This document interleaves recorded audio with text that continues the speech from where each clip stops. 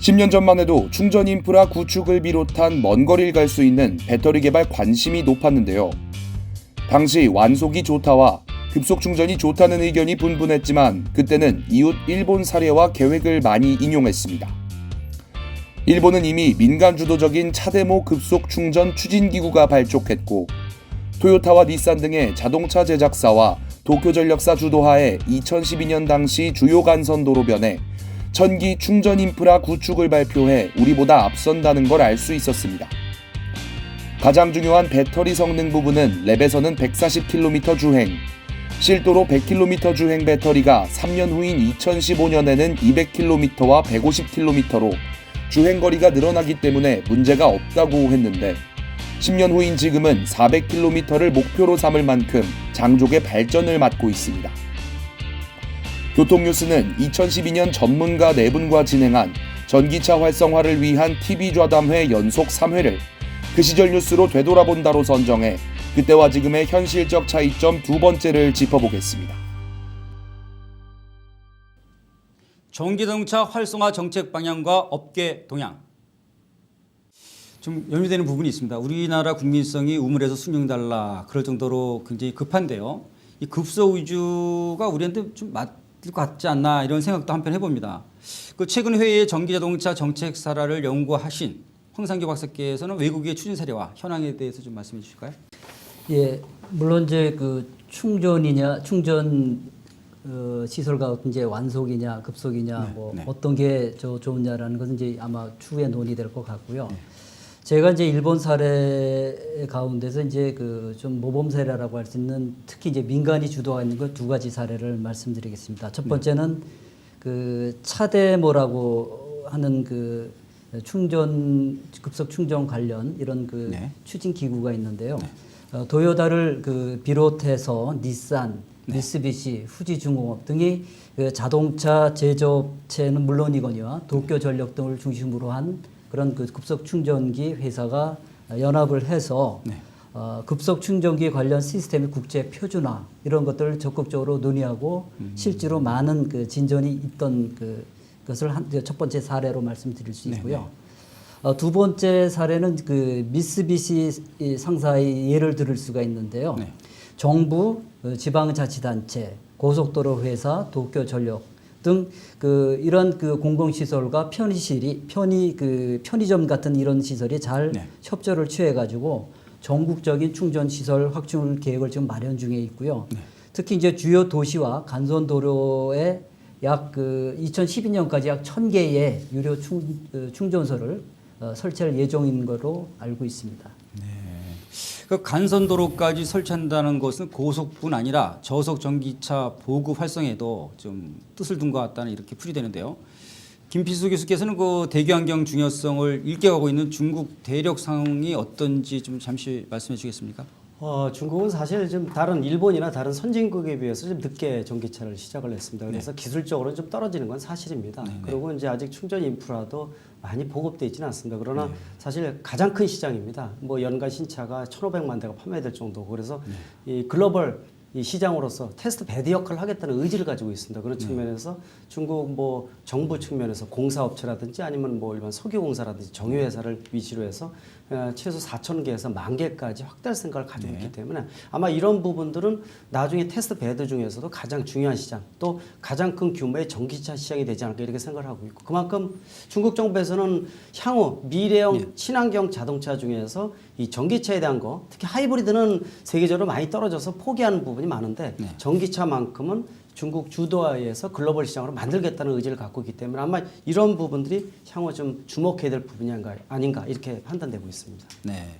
근데 중국이라는 나라가 남의 기술을 독차지하는데 좀 유명하지 않습니까? 그렇죠. 거기 가서 만약에 시연하다가 다 뺏기는 그런 또 양상도 생길 수 있지 않을까? 많이 있습니다. 사실 이 외국에서도 중국 시장을 가장 두려워하는 이유가 바로 그겁니다. 어떤 지적 소유권이나 이런 거에 대해서 좀 어떻게 보면 다른 나라에 비해서 좀 떨어지는 부분이 많거든요. 이 중국 정부도 마찬가지입니다. 그런 측면에서 한번 기술이 넘어가면은 그 기술이 끝났다고 판단하면 좋을 정도이기 때문에 나름대로 이 선진 외국에서는 기술적인 부분들 특히 공유를 할 때 이런 부분들 상당히 좀 조심을 하고요. 또 미래형 차세대 자동차 측면에서 전기 자동차는 향후 굉장히 중요한 역할을 할 것이기 때문에 더더욱 기술적인 부분들의 공유는 좀 꺼려하지 않을까 이런 생각을 하고 있기 때문에 더더욱 중국 정부 입장에서는 더욱 마음이 탄다고 볼 수가 있습니다. 그러니까 글로벌 정책도 좋지만은 자칫 그 중국에서 마음대로 와서 한번 해봐라 뭐 이렇게 자리를 내준 것 같은데 네. 그 자리가 좌불안석이 될 수도 있겠네요. 그렇습니다. 그렇죠? 예.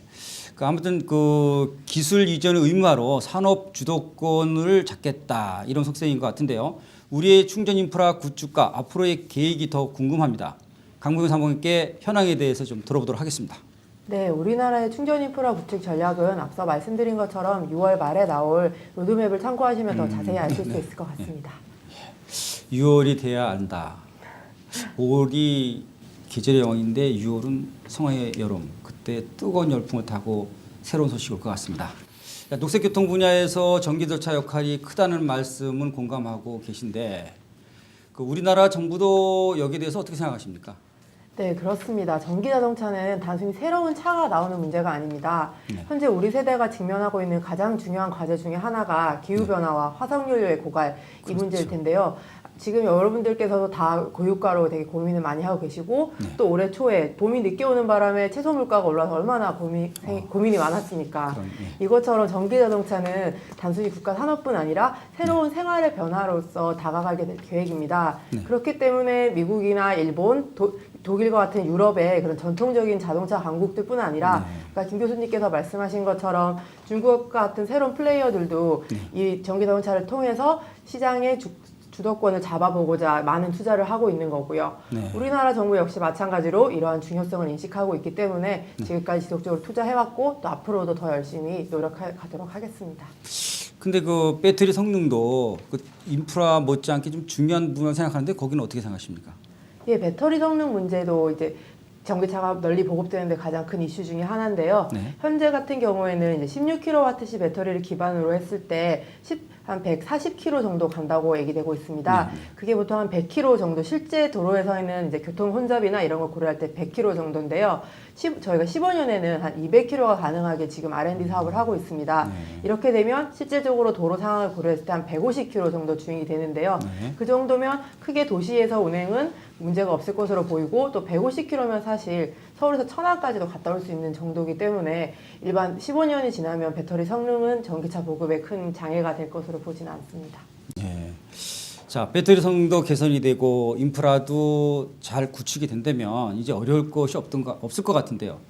우리 홍 박사님 여기에 대해서 한 말씀 더 지원해 주시겠습니까? 예, 문제가 없으면 참 저도 기쁩니다만 실제로 이제 그 전기차와 전기차 그 충전한 인프라는 그동안에 정부에서 이제 닭이 먼저냐 계란이 먼저냐 이런 논쟁이 있을 만큼 상당히 어려운 그 부분이 많았습니다.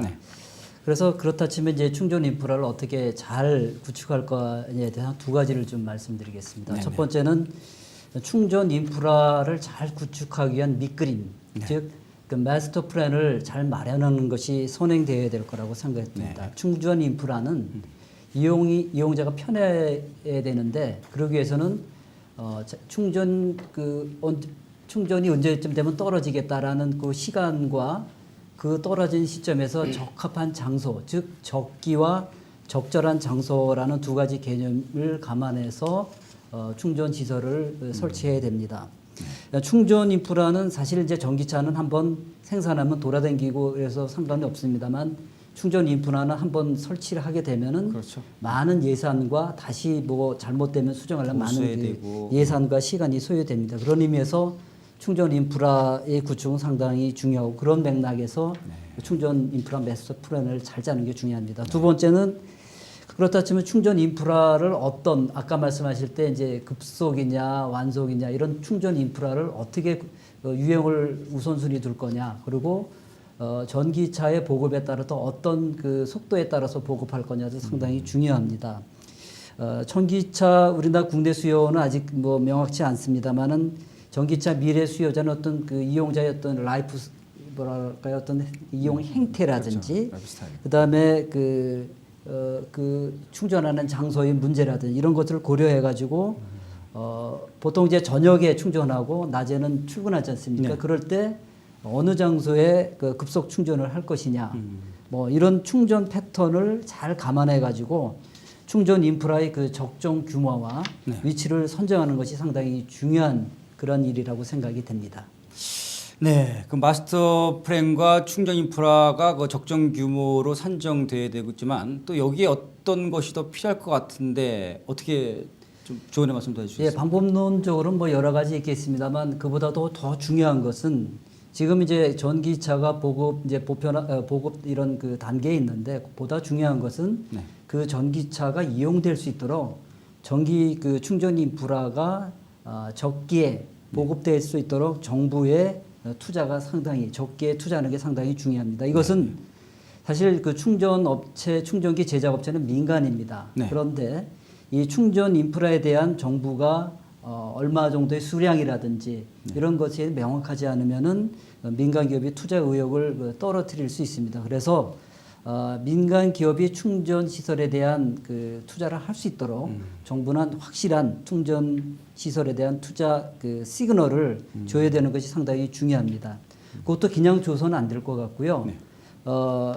사실 그 연차별 공급 그 프로그램이 있거든요. 그에 네. 따라서 잘 해줘야 됩니다만 참 아쉽게도 아마 그 예산 당국도 그 필요성은 인정하고 있습니다만 예산 확보에 어떤 어려움이 있는 걸로 알고 있습니다. 그러나 전기차 보급이 실질적으로 이루어지기 위해서는 예산 확보가 상당히 중요하다고 생각이 됩니다.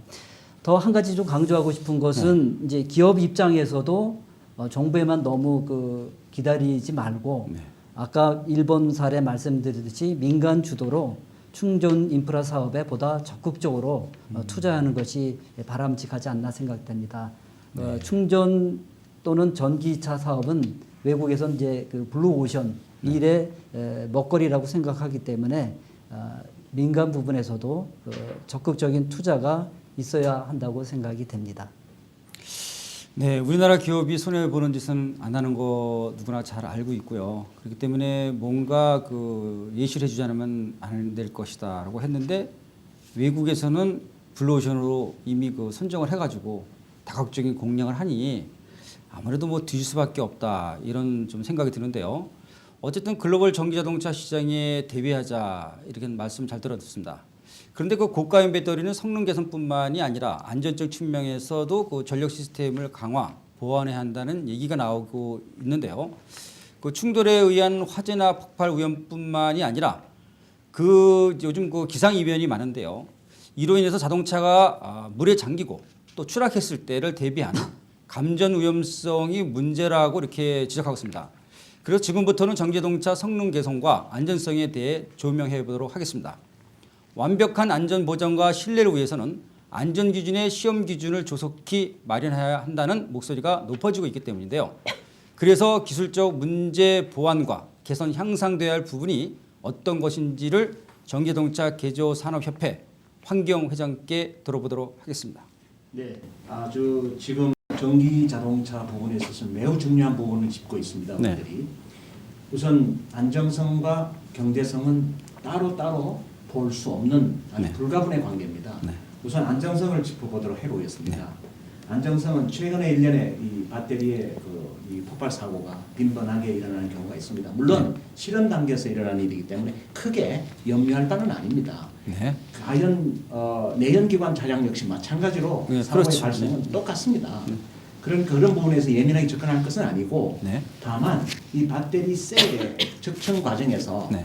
압축을 고도의 고밀도로 유도하다 보니까 필요에 따라서는 가격이 또 안정 가격 죄송합니다. 가격 부분이 아니라 안정적인 부분에 있어서의 어떤 기술적인 부하가 많이 걸릴 수 있습니다. 네. 이에 따라서 이 셀에 대한 어떤 이 관리, 팩으로 만들어지는 어떤 기술 관리를 철저히 한다면 네. 그렇게 염려해야 할 바는 아니라고 봅니다. 네. 아직 초기 단계고요. 네. 또한 경제성을 쳐다보면은 최근에 일련의 그 이슈화가 되고 있는 매일매일 우리가 걱정하고 있는 고유가 정책을 들여다보면은 네. 정부가 최근 유가 정책에 대응하기 위하여 이제 제3의 주유 공급을 이제 정부 주도하에 석유 도입부터 시작해서 정유까지 해서 제3의 정유 회사를 탄생시키고 저가의 공급망을 구축함으로써 이 경쟁을 유발함으로써 유가를 좀 낮춰보겠다. 이 얘기는 우리 전기 자동차 부분에 있어서의 배터리의 셀 부분 역시 마찬가지로 정부 주도하에 안정성을 고려해 봤을 때도 더욱 중요하니 정부 주도하에 이 사업이 이루어지면서 연구가 일어나야 된다고 생각합니다. 아울러 배터리뿐만이 아니라 모터 부분 역시 마찬가지로 우리가 전문 중소기업이라기보다는 전문 기술을 가지고 있는 규모는 비록 적지만 전문 기술 기업들에게 열심히 개발을 할 수 있는 환경을 만들어준다면 정부에서 현재 해외 의존도가 높은 이러한 실정을 얼마든지 국내 전문 부품 개발 업체로 하여금 적극적으로 대응해 나갈 수 있는 방안이 아니겠나라고 생각합니다.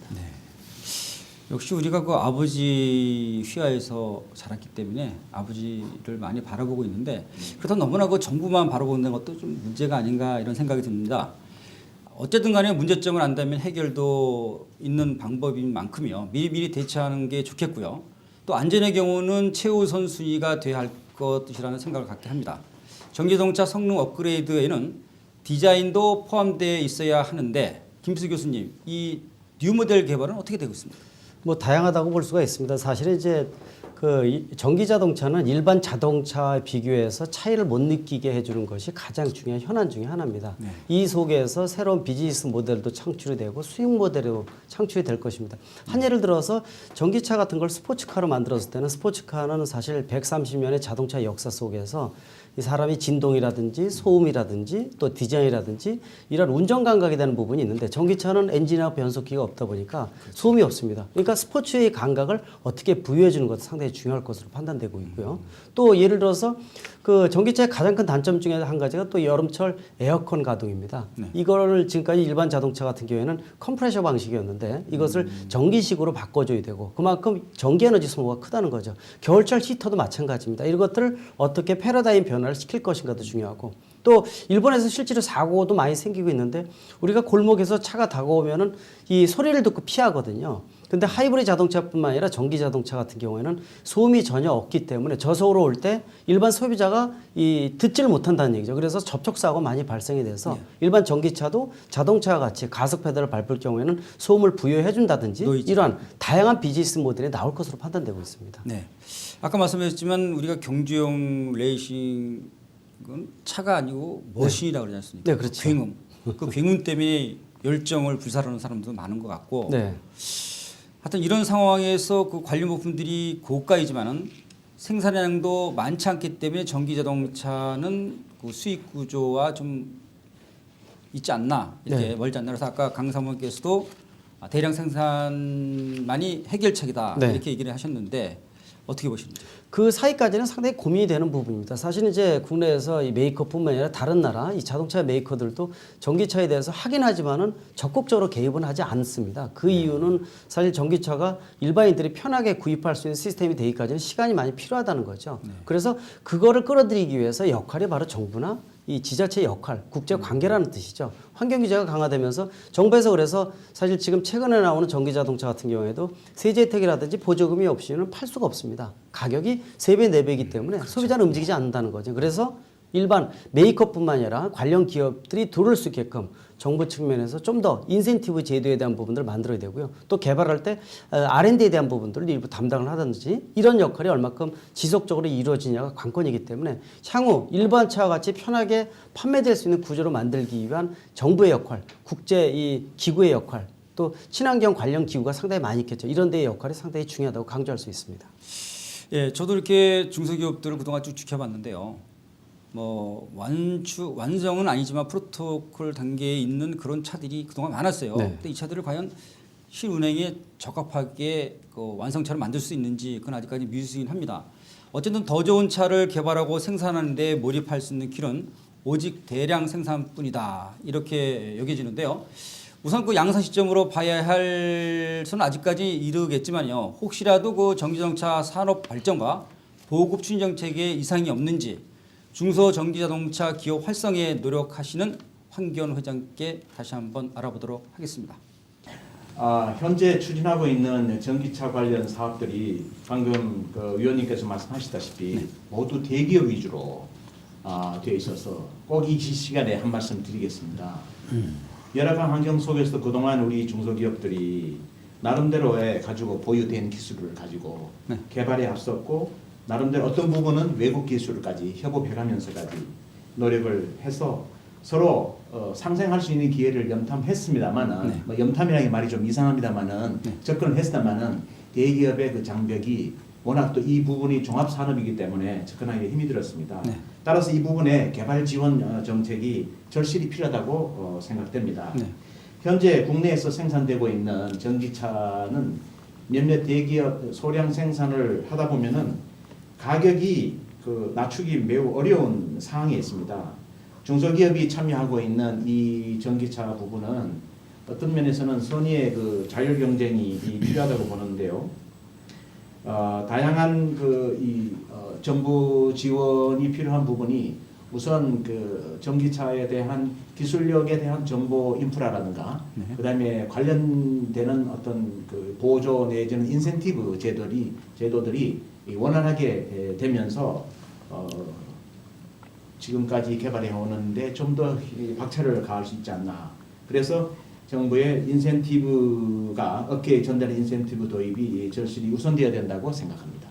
근데 제 생각은 좀 다르거든요. 왜 그러냐면요. 아까도 말씀드렸던 중소기업들이 한 10개 업체 이상이 자동차를 만들었어요. 만들어서 시운전도 했습니다. 근데 그 차가 정말 아까 우리 강부영 사모께서 말씀하셨듯이 그 많은 거리를 갈 수 있는지 아니면 움직이는 수준인지는 모르죠. 그러면 이런 차를 육성시키고 그래서 지금 몇몇 대기업에서 지금 전기차를 만드는데 거기에 부합되도록 먼저 요구를 하는 게 낫지. 여기서 지원, 저기서 지원, 뭐 우리 정부 예산 거덜날 상황이 참 될 수도 있는데요. 제 생각에 좀 그런 면이 있습니다. 여기 대해서 한 말씀 더. 네, 물론입니다. 단순히 어떤 그 지원적인 차원만 생각하는 것이 아니고 일단 완성차를 바라보기 전에 현재 기존에 있는 우리 현재 노후화된 차량들 네. 그리고 이제 사용 연한이 아직도 이 5년이면 아주 짧습니다. 그래서 이런 부분이 최소한 5년 이상, 그다음 심지어 10년까지도 그리고 10년이 넘어서도 아직까지 차가 잘 만들기 때문에 지금은 그래서 차체 자체를 완전히 버리는 거 폐기시키는 것은 너무 안타까운 일이 많습니다. 이제 이런 부분을 재활용해서 개조를 함으로써 신사업 창출도 가능하고 자원에 대한 재활용도 일어나고 그 다음에 매연이나 기타 등등에 대한 현실적인 어떤 혜택이 옵니다. 이런 부분에 대해서 정부한테 무조건 손을 벌리는 게 아니고 이러한 부분에 대해서 당연히 우리 할 바를 하고 요구를 하는 것이니까 그 부분에 있어서 이 개조하기 위해서 필요한 성능 검사라든가 인증이라든가 그 이외에 필요한 어떤 이 배터리 셀의 다량 공급으로 인해서 배터리 가격을 낮출 수도 있고 그 다음에 방금 말씀드린 대로 이 차량 구조 변경으로 인해서 일어나는 안전 실험에 대한 부분이 상당히 중소기업 입장에서는 참 시험 테스트 기간이나 비용이 참 무겁습니다. 이런 부분을 좀 들어달라는 의미지 무조건 보조 내지는 지원만 요구하는 것은 아니라고 생각합니다. 그래서 개조차를 바라봐 주시고 우선 완성차가 본격적인 보급이 되기 전에 선도 역할을 할 수 있는 개조차에게 기회를 주신다면은 오히려 중소기업형 사업으로서는 상당히 제자리를 찾아가면서 전기차 활성화에 선도 역할을 하는 계기가 되지 않겠나라고 말씀드리고 싶습니다. 결론은 중소기업의 그 독단적인 힘으로는 그 자동차가 요하는 여러 가지 시험이라든가 이런 것이 어렵고 네. 또 성능도 보장하기 어렵기 때문에 네. 일단은 그 운행되는 노후 차량을 대상으로 해서 네. 그 엔진을 모터로 바꾸는 그런 사업에 좀 참여할 수 있는 문을 열어주면 좋겠다. 네. 이런 말씀으로 풀이가 됩니다.